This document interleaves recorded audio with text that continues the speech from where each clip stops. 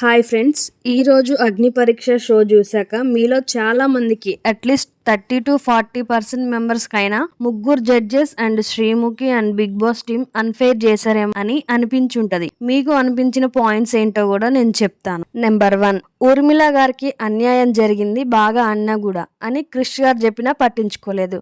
And number 2, dahlia గారు ఏం చేశారని తీసుకున్నారు అని నాకు అనిపించింది. దాంతోపాటుగా మూడో పాయింట్ కూడా, నిఖిత గారు ఫోన్ పగలగొట్టి కూడా, నిఖిత గారు అంటే డాక్టర్, ఆవిడ ఫోన్ పగలగొట్టించి ఇది చాలా అన్ఫేర్ కదా, మీలో చాలా మందికి అనిపించుండొచ్చు. ఇప్పుడు నేను చెప్పే పాయింట్స్ మీరు వీడియో మొత్తం చూస్తేనే మీకు అర్థమవుతుంది. ప్రస్తుతానికి నిన్న ఇద్దరు వెళ్ళిపోయారు. ఆ ఇద్దరు ఎవరంటే ప్రియాంక శెట్టి గారు అండ్ మాస్క్ మాన్ గారు. ఇంకొక 4 మాత్రమే ఛాన్స్ ఉంది అక్కడ.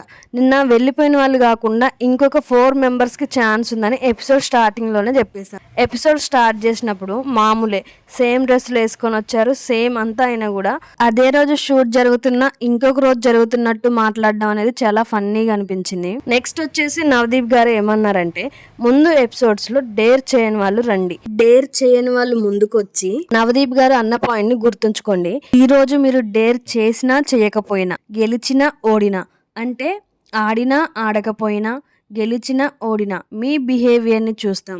పార్టిసిపేషన్ ఇంపార్టెంట్ కాదు, మీరు దేనికి ఎలా రియాక్ట్ అవుతారు అనేది మాత్రమే చూస్తాం అన్నారు.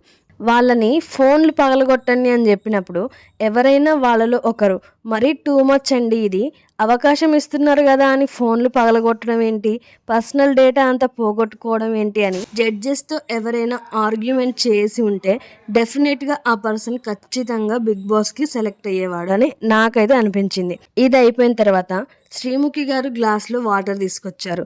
ఆ వాటర్ నవదీప్ గారి ఫేస్ మీద కొట్టమని చెప్పారు, ఎవరూ కొట్టలేదు. కానీ కేతమ్ గారు అయితే యాక్టివ్గా మాట్లాడారు, దేవుడి మీద ఎలా కొడతామని. క్రిష్ గారు వాళ్ళని కన్విన్స్ చేయడానికి ట్రై చేశారు, దేవుడి మీద అభిషేకం చేసినట్టు ఉంటుంది పోయండి అని, అయినా ఎవరు కన్విన్స్ కాలేదు.